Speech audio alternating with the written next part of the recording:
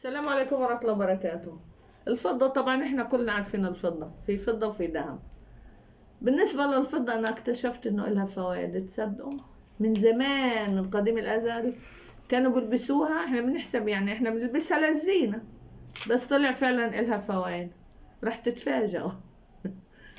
الفضة اول حاجة بتعمل كمضادات للبكتيريا، للميكروبات، بتساعد على الحماية من نزلات البرد والانفلونزا، وبتعالج الجروح. يعني لو انت لابس فضة واتجرحت جرح خفيف، مش جرح كبير واقول الفضة ما عالجتني، بتخلي الجرح يلم على طول، بتنظم درجة حرارة الجسم.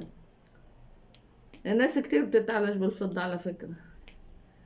الحماية من الأشعة الكهرومغناطيسية اللي بتصدرها التليفونات المحمولة والأجهزة الإلكترونية، فقدرة الفضة على التوصيل الحراري وتوزع الحرارة داخل الجسم.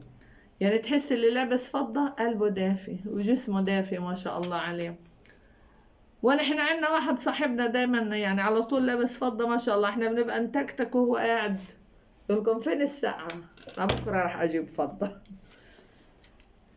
فكله يلبس فضة، حتى لو خاتم صغير يعني مش ضروري، يعني طالما إلها فايدة نستفيد من فوائدها. ومن قديم الأزل على فكرة، من أيام عصر الجاهلية كانوا يلبسوا الفضة. وفي شيوخ يعني أنا بسمع عنهم كتير، الشيوخ الصح اللي بتعالج ما بتاخدش فلوس، لما تقرأ لحد ولا تعمل حاجة بيطلبوا خادم فضة وبيلبسوه إيش للشخص هذا. فالبسوا فضة، وأنا راح أجيب المرة الجاية أصور وأنا لابسة فضة، تمام؟ أرخص من الذهب حتى. لايكاتكم، اشتراكاتكم، تعليقاتكم. السلام عليكم ورحمة الله وبركاته.